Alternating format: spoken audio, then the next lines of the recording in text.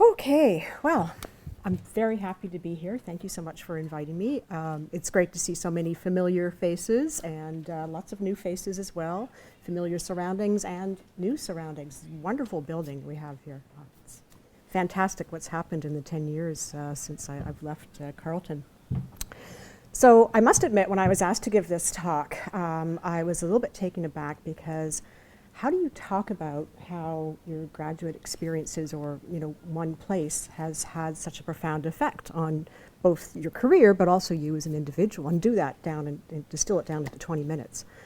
So I thought, okay, well, I could tell anecdotes or I could do historical things. And in the end, I kind of decided to sort of mix in being a researcher. I sort of decided to mix in some of my research perspectives into the storytelling. And what I came up with was a story that really comes at understanding how Carleton has shaped me, both as a researcher and as a person, from more of a counterfactual perspective and a counterfactual stock-taking perspective, hence the title, What If I Hadn't Gone to Carleton, Taking Stock of My Academic Journey. So I'll explain what counterfactual stock-taking is in just a moment.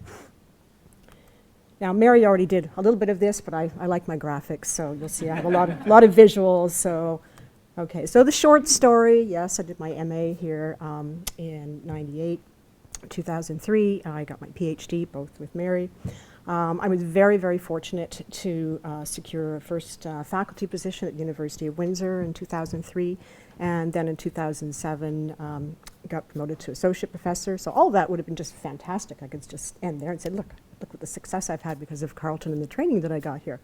But it didn't end there. I was very fortunate after that to get a position at Bishop's University. They were advertising for a Canada Research Chair in Health and Wellbeing, and given that that was my research focus, it just seemed to be a good fit. And after arriving there and applying, I was successful in securing the Tier 2 CRC, and then I'm full professor in 2012. So that's a graphic pictorial of what Mary described. Okay, so that's the short story with respect to the historical elements, but there's more than just historical events. There's the experiences. The experiences involve people. They involve development and emerging themes, both for me now and what has become sort of my three main research areas. So broadly, and people always ask, well, what's your research in? I do health, but I do more social personality too, and I'm mostly interested in self-regulation and health and well-being. And these three research areas actually started and began in their development while I was here as a graduate student at Carleton. And to this day, they still are three of my main research areas. One has to do with understanding the psychological factors in the use of complementary and alternative medicine. The other has to do with positive adjustment to chronic illness. And the last one has to do with the implications of personality and specifically procrastination for health and well-being. And I hope to illustrate in the next couple of slides in my talk just how Carleton had played a role in influencing those areas of research. Now, another theme that's really been kind of important for me lately, and this is sort of my motto for some of the work that I'm doing now, is it's about the journey, not the destination. I'm very interested in goal pursuit, thanks to the influence of several faculty members who I had the pleasure of taking courses with and had mentoring with, and specifically how goals are related to well-being and specifically also health-related goals. And a lot of focus is on, achieving the goal, getting your degree, losing the weight, what have you. And I'm kind of more interested now in that whole process of the goal pursuit. What happens when you run into obstacles? How do you deal with those obstacles? Do they teach you anything about yourself? Can they take a toll on your well-being, or is there a way of working through those obstacles so that you can enhance your well-being? And so this is a perspective that's starting to inform a lot of my research, and as you'll see, will inform the talk a bit too. The other theme that's been more predominant with my research lately, and it's also very relevant for this talk, is an understanding of the self over time. Again, this is not a new notion. It goes back to teachings of William James and this idea that, on a day-to-day basis, we can conceive of a different self day to day, yet we're somehow able to sort of string together these different temporally partitioned selves into some sort of a whole sense of self-continuity. What I did find interesting last night in looking at all the genealogy posters was that when you trace back the lineage of the faculty members at Carleton here, I was kind of surprised, but maybe not so surprised, to learn that my own advisor, Dr. Mary Jick, has her academic lineage going back to William James. So maybe it's not so surprising that I'm interested in this topic.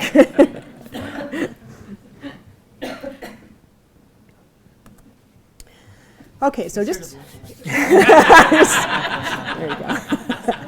Great. Yeah, so many generations removed there.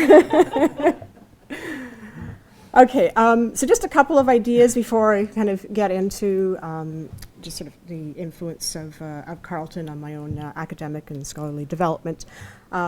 So one of the ideas I'm interested in right now is something I call goal stock taking, which is basically taking an inventory of all the steps along the way up to the point at where you are with a particular goal. So if your goal is to make a contribution in your field or to be the best academic you are, you might go back and look at, where did I, get my education, or who were my mentors along the way. And this, I believe, has a capacity at least to help you integrate those temporally partitioned selves and see how those different steps in the goal process have sort of led you not only to where you are with the goal, but also, if you take a more connotative view of personality, also how you might see yourself in a more self-continuous way.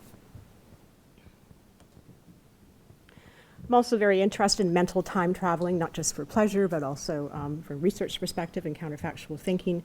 And counterfactual thoughts, of course, are these mental simulations of outcomes that could have been imagined as being occurred, but really didn't occur. So there are kind of these flights of fancy, really a mental undoing of events, and it tends to happen rather spontaneously when there's a negative event. So if you miss your bus, you might think, if only I hadn't stopped to answer that phone before I left, I wouldn't have missed the bus.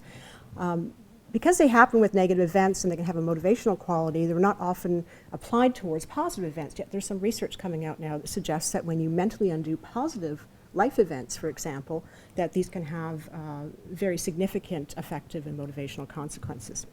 So sort of bringing that together is where I'm getting to the counterfactual stock taking, so bear with me. I believe that we can also, by looking back over events and taking a goal stock taking of those events and then mentally undoing one of those events, we can get a better appreciation of the significance of those events for our lives and our current goals. And in that way, it goes back to my title, What If I Hadn't Gone to Carleton? Okay, so this gives you a bit of an idea of where I'm going with this. Okay, so life at Carleton for me was roughly between 1998 and 2003. And during that time, I was fortunate to have the influence of three key people, many people in the department, but three key people that I'm going to speak about today. Mary, of course, my advisor, also Dr. Chris Davis, and Dr. Tim Pitchell. And so I'm going to focus in on these. Again, there's others that had an impact, but these three in particular, I think, really informed my research and made a big difference in my career goals.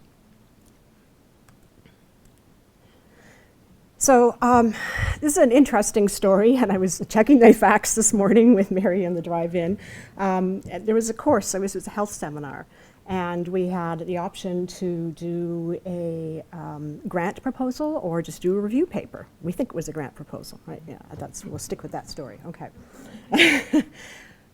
So I put together this idea about what are the motivations for people using alternative medicine, looking at it not just users versus non-users, but looking more along a continuum between people who just got into use versus those who've been using it for a long time.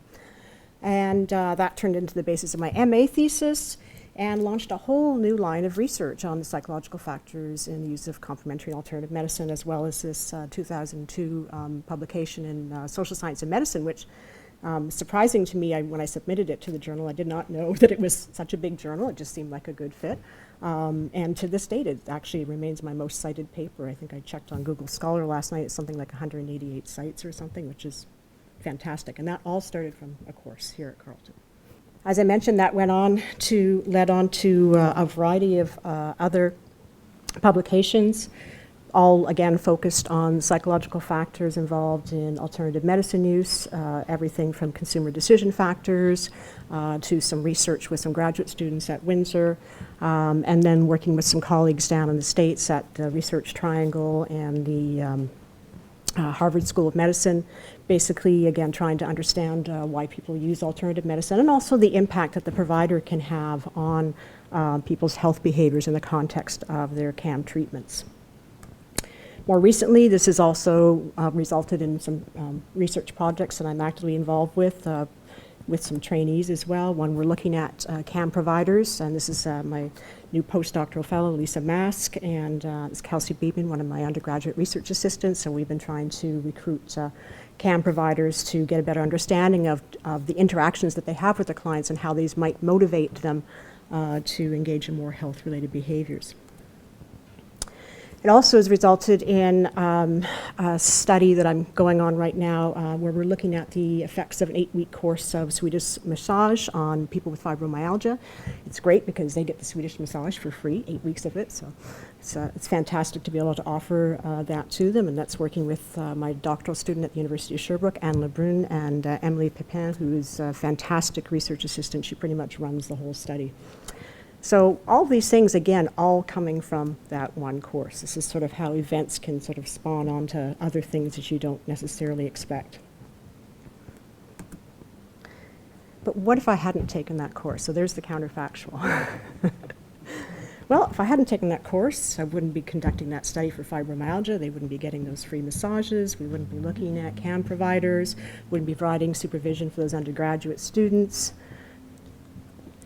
None of these papers would have been published, most likely. It would not have gone that route. It just all would have been just gone. Okay. So if you're wondering the impact, that's, I think, the best way to illustrate that would not have been if I hadn't been here at Carleton, and that's just from one course at Carleton as well. Okay.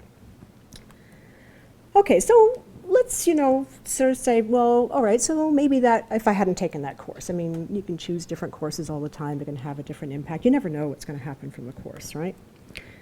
I'm still very interested in chronic illness adjustment. In fact, that was the focus of my dissertation, and I'm married, and I explored that topic both in the context of the dissertation and have since also explored that. I also had the opportunity to work with Dr. Chris Davis on the topic, and that led to a publication in Health Psychology on adjustment and control beliefs. So again, two more instances of where just having the freedom to work with different people in the department and follow my research interests have sort of gone on to spur a whole program of research focused on positive adjustment to chronic illness. Most of this has been done with inflammatory bowel disease patients, but more recently I'm starting to cull through some of the data on arthritis. We've had a recent publication in the Journal of Psychosomatic Medicine, and Mary and I are, in fact, just in the final stages of writing up this paper to submit looking at attachment and adjustment to arthritis. But what if I hadn't been given the freedom to fully explore my research interests and work with people outside of my research supervisor and also have the freedom from my research supervisor to explore those topics I liked? I said, well, that paper wouldn't have been published, no health psychology publication, no line of research focusing on positive adjustment to chronic illness. It just wouldn't have happened. Okay. So the final area and person I really want to highlight in this talk is Dr. Tim Pitchell. And again, my work with Tim started kind of serendipitously with an independent research project.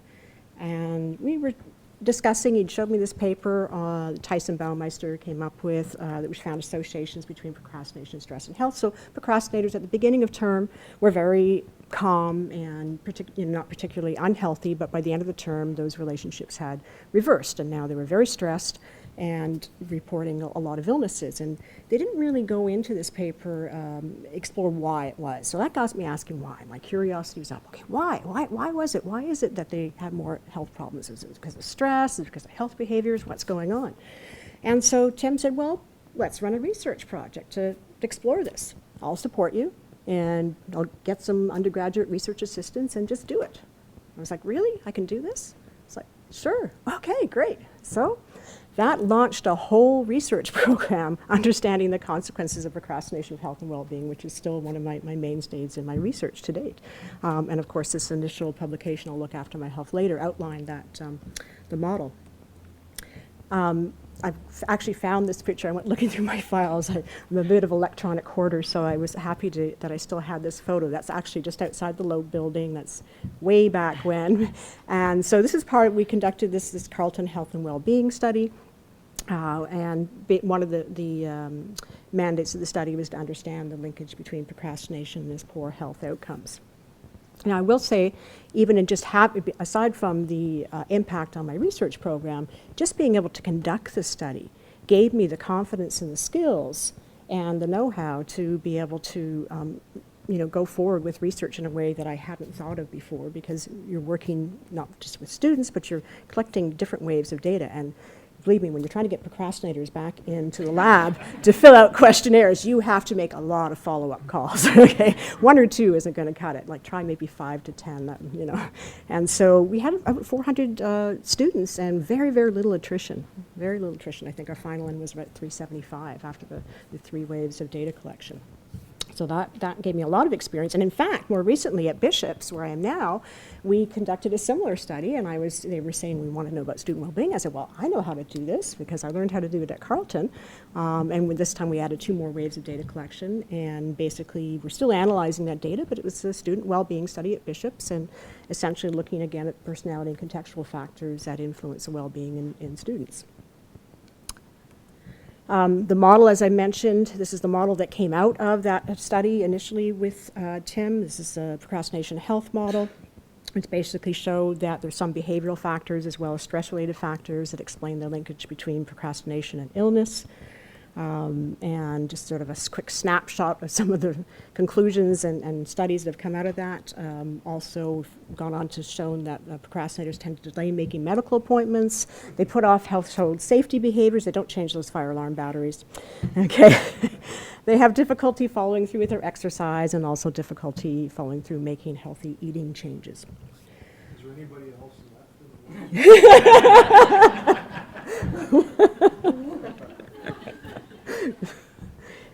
Oh, there.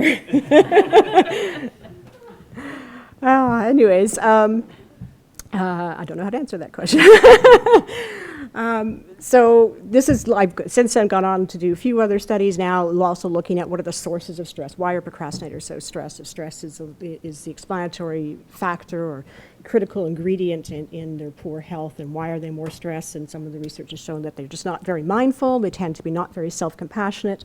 But I'm still working with him on this topic, and just this year we had a paper come out in Social and Personality Compass. I always want to put the personality before social, sorry. And just a theoretical paper where we highlighted the importance of short-term mood regulation and taking a more of a temporal perspective on self-regulation to better understand procrastinators and why they don't do what they should do. But what if I wasn't given the opportunity to run this research project that was completely unrelated to my thesis topic? It had nothing to do with my thesis. It's just something I was curious about. Well, then none of those publications, I wouldn't have launched a research program. I would have probably just kept wondering and said, oh, somebody else will do it, right? And none of that would have happened. So I'm not sure how I'm doing for time. I haven't been timing myself. I started my clock late here. So just some final thoughts. In trying to think about how Carleton made an impact on my academic career, my scholarly career, it definitely allowed me some flexibility and freedom to work with different people in the department. I think that's unique in many ways. There's a lot of places you go where, let's say, you work with your supervisor, you don't work with anybody else. And you don't have that opportunity to explore different ideas. It might be apart from some of your other research areas. Also had excellent mentors here, both through the people I mentioned and some of the other people I took courses with. Not just for research, for also teaching. I'm not talking a lot about teaching because of the short time, but I did take the seminar in university teaching, and I think a lot of the experience I got teaching as a sessional and some of the training I got here at Carleton was one of the reasons, it was definitely one of the reasons that allowed me to walk straight out with my PhD into a tenure track position without having to do a postdoc or sessional work or anything else. And that's quite something if you can get the opportunity to develop that skill set. It also allowed unique opportunities to explore and develop my intellectual curiosity. If you haven't gathered, I'm very curious about a lot of things. I ask why a bit too much, and that's probably why I have so many things on the go. So I want to find the answers. And again, that's not something that would have been fostered in any department. I think it's unique to the psych department here at Carleton. And it's important because you just never know what path those opportunities will take you down. You don't know where it's going to lead you. And sometimes it's important just to explore and enjoy that journey. Whether it leads to something or not, the journey itself, I think, is something that's important. So the final big counterfactual, so if I pull this all together, is but what if I hadn't gone to Carleton? What if I went somewhere else? I don't think any of this would have happened. Okay, and when I think about that, and going back to my own premise about these counterfactual stock taking, is that when you think about these positive events that made such a difference in your life and you mentally subtract them, it leaves you with, I think, a real appreciation for the opportunities that you were given, and in my case, feeling eternal gratitude for having the opportunity to have gone to Carleton and be part of the psych department as a grad student. Thank you.